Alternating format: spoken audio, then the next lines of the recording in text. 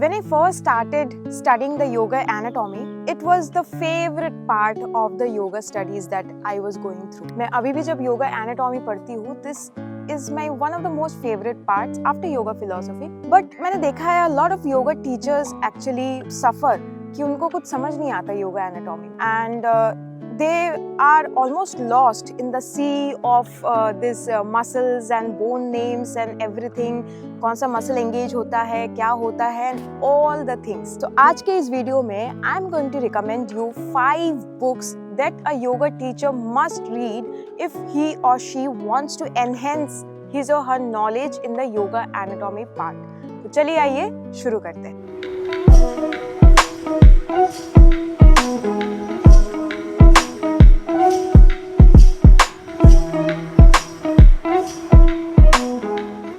First is the functional anatomy of yoga by David कीन. David जो है एक अष्टांगा योगा प्रैक्टिशनर है एंड ही जस्ट मतलब क्या बोलूं, बुक में उन्होंने अपना एक्सपर्टीज पूरा डाल दिया है. एनाटॉमी इज वेरी कॉम्प्लेक्स, लेकिन आप अगर ये बुक पढ़ेंगे तो you will get to know कि उन्होंने कितना इजीली एंड कितना सिंप्लीफाई वे में जो है एनाटॉमी, योगा एनाटॉमी को ब्रेक किया है. And he have mentioned every single thing, every single detail in this book. So if you wish to actually study the yoga anatomy in a much simpler way, simple words के साथ, simple जो है diagrams and all के साथ, then this is the first book that I will recommend you. Second is The Science of Yoga by Anne Swenson. So if you're someone who loves visuals, this book is a great treat for your eyes. This book actually breaks down the muscles, the joints and everything diagram के help से. तो आपको पता ही है कि अगर हम कुछ चीजें जो है words के फॉर्म में लिखते हैं तो बहुत टाइम भूल भी जाते हैं, बट अगर डायग्राम के फॉर्म में या फिर प्रैक्टिकली करके हम उसको अगर सीखते हैं तो वो ज्यादा याद रहता है. अगर आपका लर्निंग स्टाइल ये है तो this book is for you. You can actually buy this book and it will be a great investment if you want to upgrade or enhance your yoga anatomy knowledge.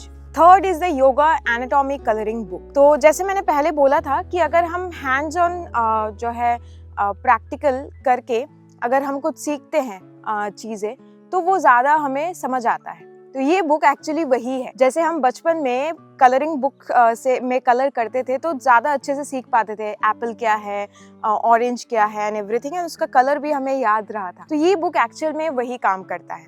Different muscle groups जो है दिए गए हैं and आपको colour करना है और उसको उस हिसाब से जो है सीखना है. एंड पोज बाय पोज जो है ब्रेक डाउन किया गया है इस बुक में.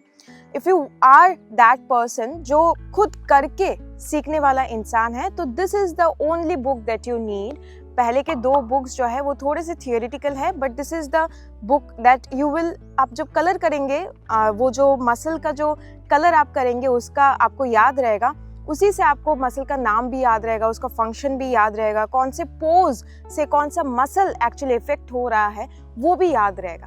And I think as a yoga practitioner और एज अ योगा टीचर कोई भी योगा पोज हम जब करते हैं तो वो कहाँ, कौन से मसल को, कौन से जॉइंट को इफेक्ट करता है वो जानना सबसे ज्यादा जरूरी है. Fourth is the yoga anatomy made simple by Stu Girling. So anatomy can feel dry and overwhelming, but यहाँ पे Stu Girling has a knack for making it fun and relatable. ये बुक एक्चुअली उनके लिए है जिनको complex name से बहुत ज़्यादा इरिटेशन होता है, जिनको कॉम्प्लेक्स नेम से बहुत ज़्यादा डर लगने लगता है.